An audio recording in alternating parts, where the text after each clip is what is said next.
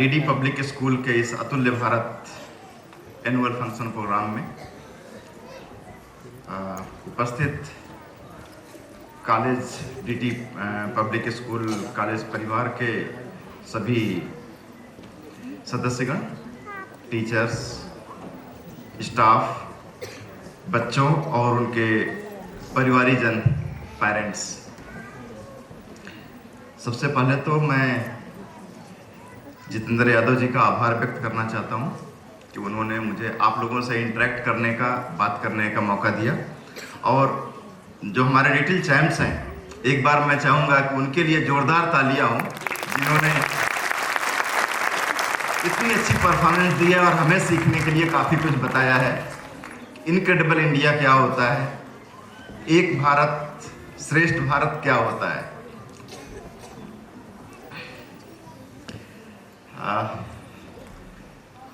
अभी शुरू के जब प्रिंसिपल मैडम तोमर ने अपनी बात शुरू की थी तो उन्होंने कहा कि मुझे 2 मिनट बात करने का मौका मिला और मैंने बात की शिक्षा व्यवस्था के ऊपर कि हम लोग इस पे क्या कर सकते हैं। इस ऑडिटोरियम में पहली बार मैं इस स्टेज पे खड़ा हो रहा हूं और मुझे तब महसूस हो रहा है कि सामने कुछ नहीं दिख रहा है।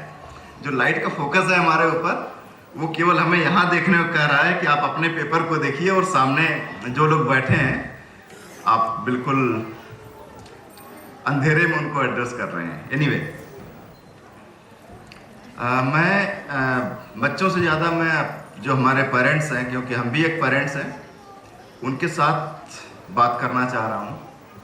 जैसा कि हम सभी जानते हैं, हम सभी के पास 24 घंटे हैं एक दिन में। न तो किसी के पास 1 सेकंड कम है, न 1 सेकंड ज़्यादा है। उस 24 घंटे का आप कैसा उपयोग करते हैं उसके ऊपर डिपेंड करता है कि आप मार्क जुकरबर्ग बन सकते हैं, बिल गेट्स बन सकते हैं, या कुछ और भी बन सकते हैं जिनको आपने सड़क पर चलते हुए देखा है।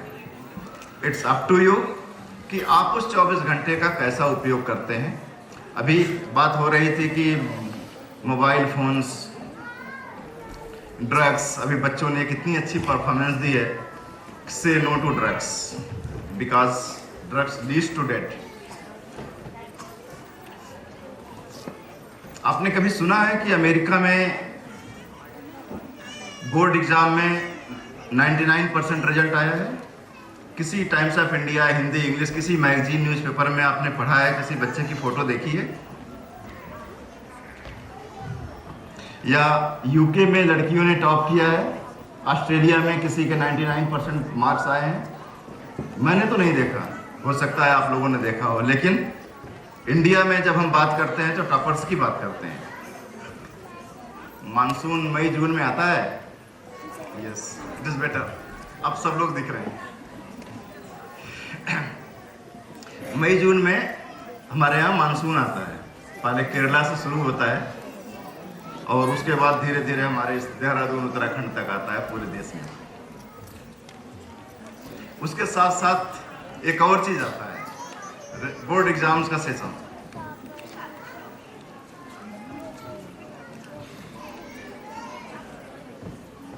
अभी जब मेरे बारे में बताया जा रहा था कि ये पोर्टफोलियो है, ये पोर्टफोलियो है, बहुत सारे काम करते हैं,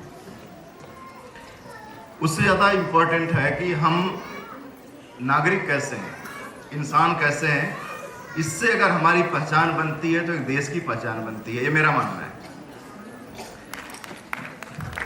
जब रिजल्ट आता है, रिजल्ट का जब सीजन होता है तो एक तरफ तो बारिश का मौसम आने वाला होता है और घर में हर माँ बाप और बच्चे एक अजीब तरह का डिप्रेशन, ऑब्सेशन जैसी स्थिति होती है, जिसमें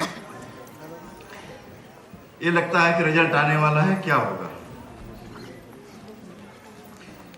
एक इनसिक्योरिटी या कुछ इस तरह की चीजें सामने आती हैं और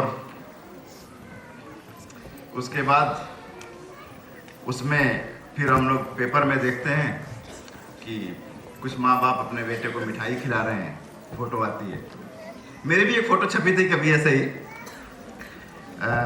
आई एम द लकी एनफ कि मेरे बेटे का लास्ट टू लास्ट ईयर ही वाज मतलब उत्तराखंड का तो टॉपर था and third in the ICSE Saint Joseph's का तो टॉपर था। मुझे भी लोगों ने कहा कि फ़ोटो खिंचवा लीजिए मिठाई खिलाने के लिए। मैं अपना एक्सपीरियंस शेयर करना चाह रहा हूँ। हम लोग एज ए पेरेंट्स बेसिकली हम लोग रबी खरीफ का जो सीजन होता है ना फसल का, अपने बच्चों को फसल की तरह से तैयार कर रहे हैं। इस तरह से पाल रहे हैं कि कब फसलें पकेगी, कब इस फसल को हम काटेंगे, और उस तरह से हम अपनी अधूरी आकांक्षाओं को अपने बच्चों के ऊपर थोप देते हैं। बच्चों के सपने और उनकी लाइफ, बच्चों के सपने क्या होंगे और उनकी लाइफ क्या उनके सपनों से गाइडेड होगी या नहीं होगी, हम इसको न देख के हम अपना एज ए पेरेंट्स अपना सुख चैन, अपने दिन रात का परिश्रम इसलिए करते हैं कि हमारे जो बच्चे हैं वो बड़े होकर TCS के लिए काम करें, या मैकेंजी के लिए काम करें, या माइक्रोसॉफ्ट के लिए काम करें, रिलायंस के लिए गेम डेवलपर बने। हमें ये सोचना पड़ेगा कि हमारी शिक्षा व्यवस्था और हमारे वो आदर्श जिनके बारे में हम संस्कृति की बात करते हैं और सारी बातें करते हैं, वो हमें कहाँ ले जा रहे हैं। हमारे स्कूल हमें हमारे देश के बेस्ट नागरिक हम पैदा करके नहीं दे रहे हैं, बल्कि हम तैयार क्या कर रहे हैं, मैकेंजी, TCS, इन्फोसिस के बच्चे तैयार कर रहे हैं।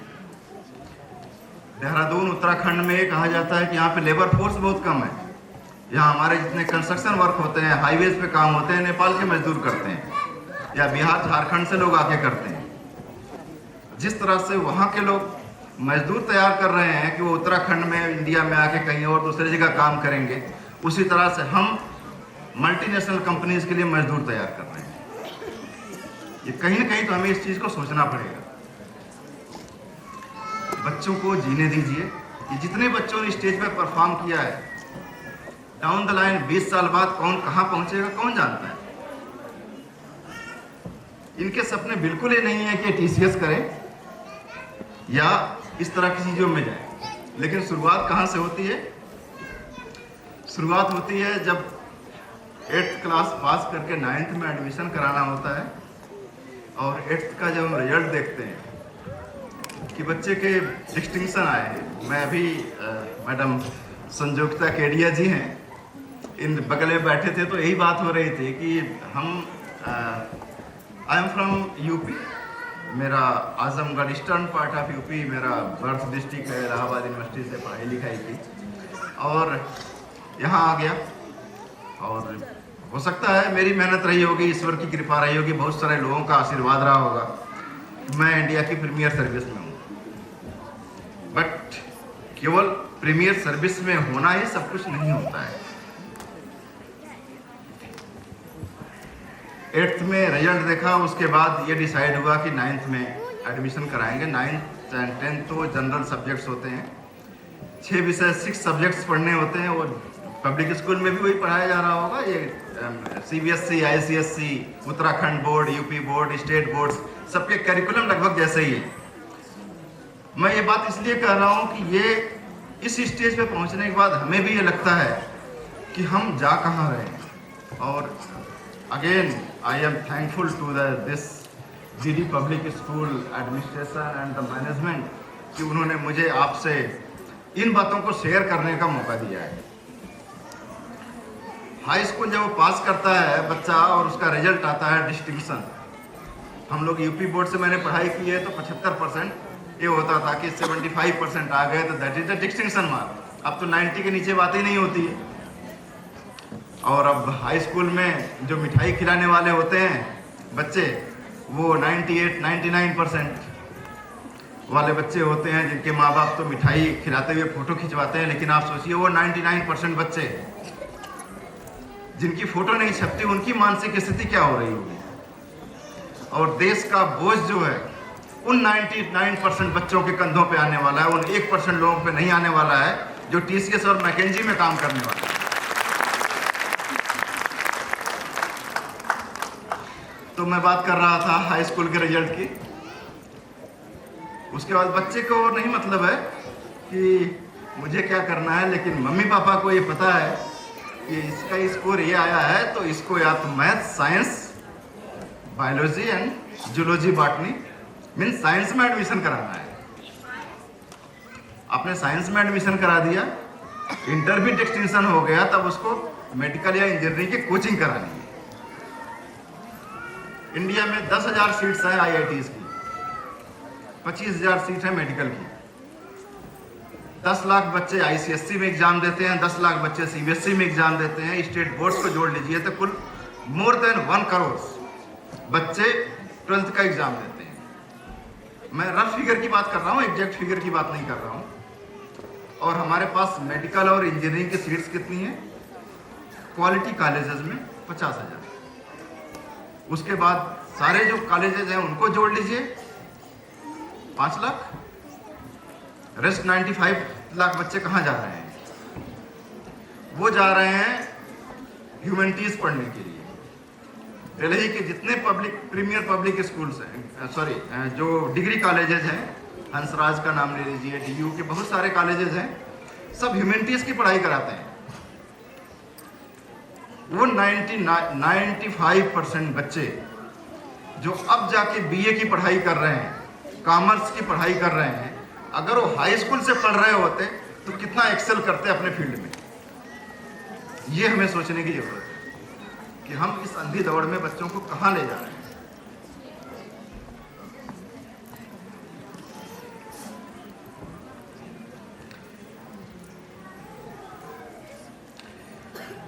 मेरे ख्याल से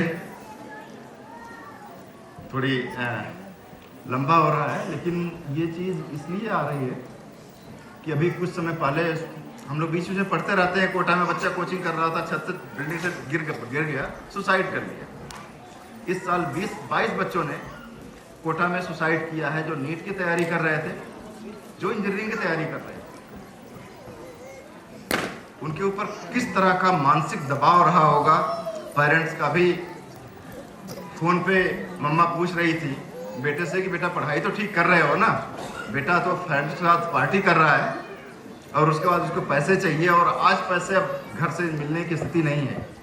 माँ बाप ने तो अपने सपने थोप दिए थे उनके ऊपर। अगर मैं चाहूँ कि मेरा बेटा भी IAS बने तो मैं अपने सपने उनके ऊपर थोप रहा हूँ। ये आप लोगों को ये जरूर सोचना पड़ेगा कि उसको अच्छे संस्कार मिले, सही डायरेक्शन में हो, से नो टू ड्रग को फॉलो करे, अच्छी सोहबत में हो। उसके बाद 25 साल बाद वो जहां भी पहुंचेगा वो आपसे बेहतर स्थिति में पहुंचेगा। ये विश्वास आपको अपने ऊपर रखना है और उस बच्चे में रखना है।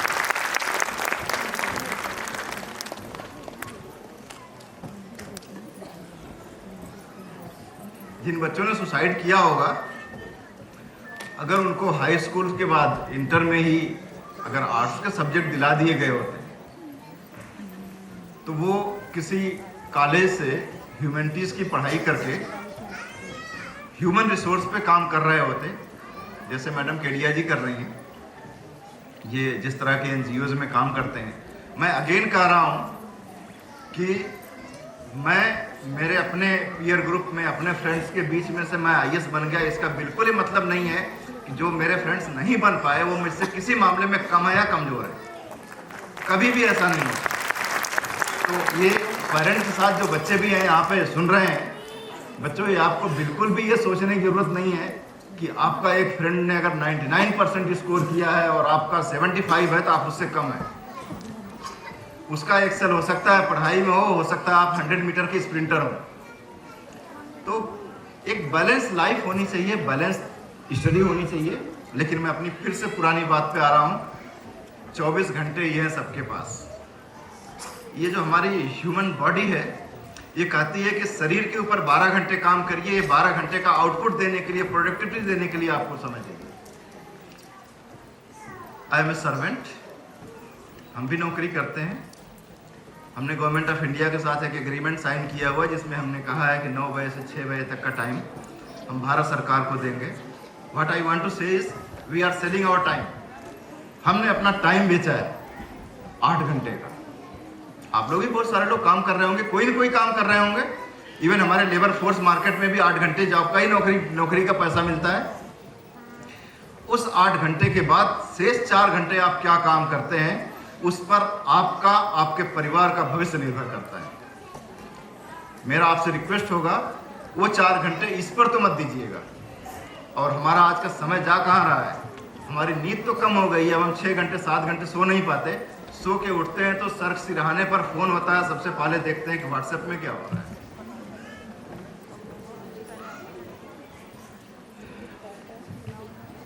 तो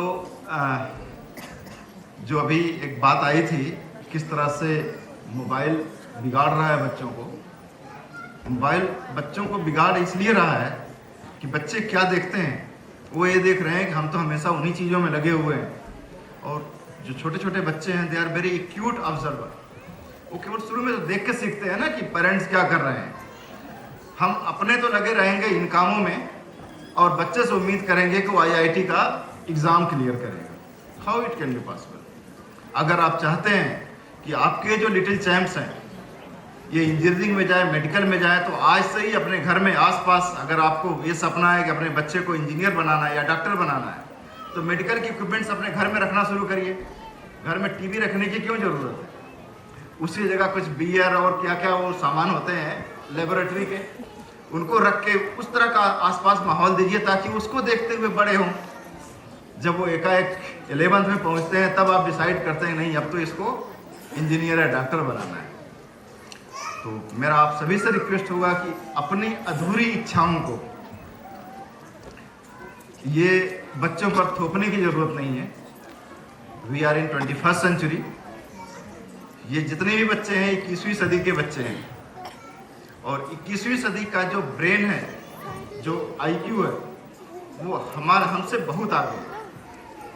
ये हमें एक्सेप्ट करना पड़ेगा कि वो हमसे बहुत आगे है और इनको उस हिसाब से हमें देखने की और ट्रीट करने की जरूरत है। एक बात मेरी और अभिभावकों से बात करनी है अपने टीचर्स के बारे में।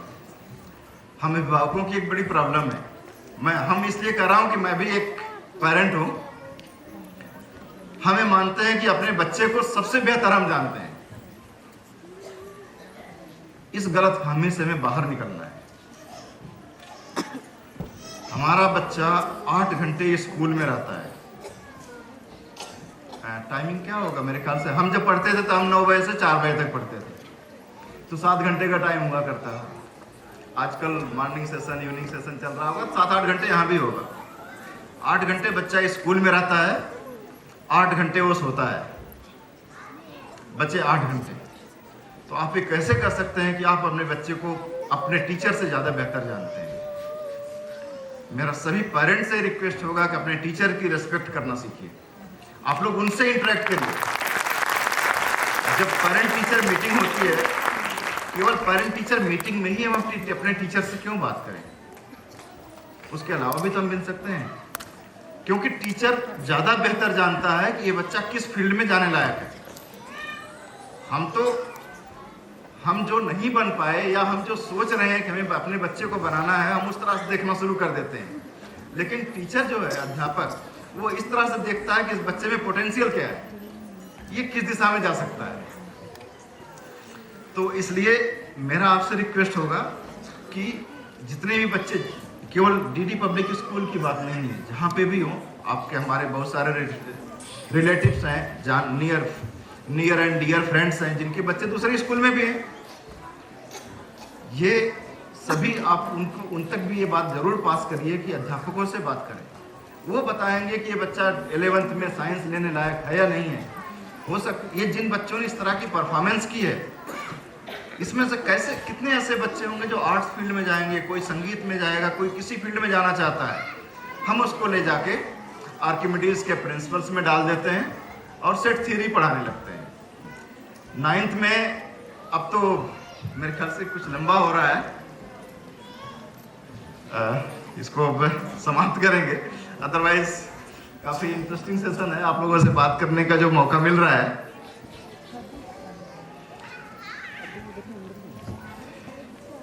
तो एक सांप और नेवले की कहानी तो सभी को पता होगी।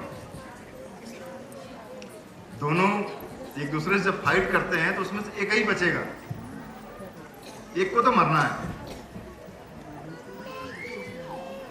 तो जाहिर सी बात है, अगर आप अपने घर में 1.5 फीट का चाकू रखेंगे और उम्मीद करेंगे कि बेटा जो है इंजीनियर और डॉक्टर बने, तो ये तो पॉसिबल नहीं है।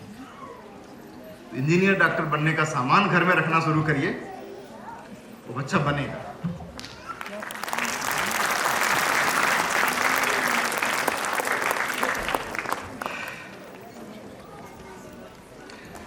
तो सांप नेवले की जो कहानी है वो जिंदगी की कहानी है।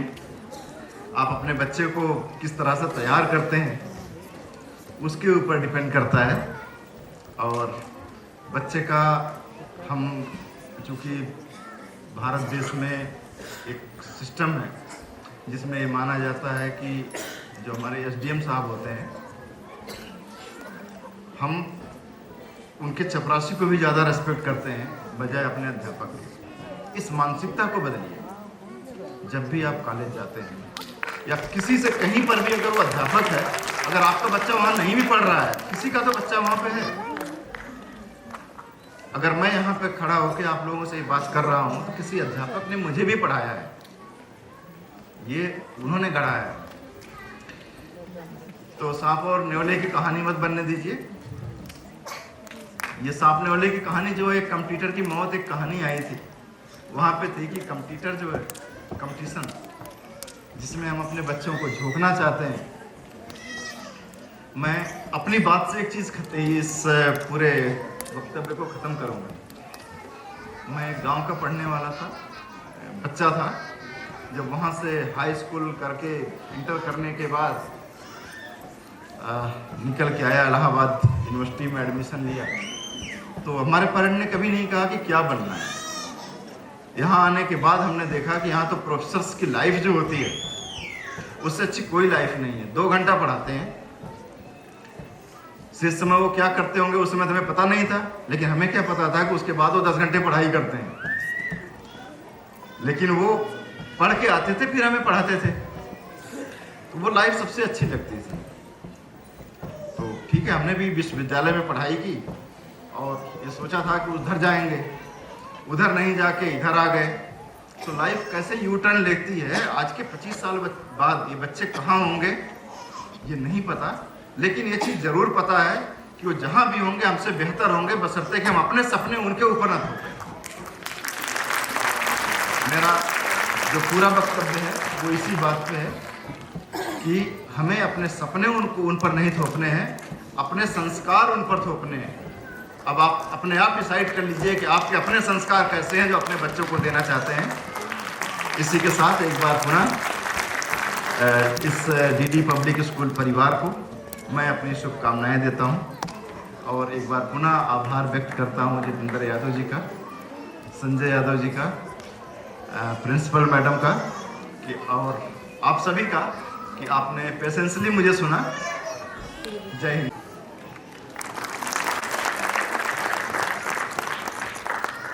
I would also like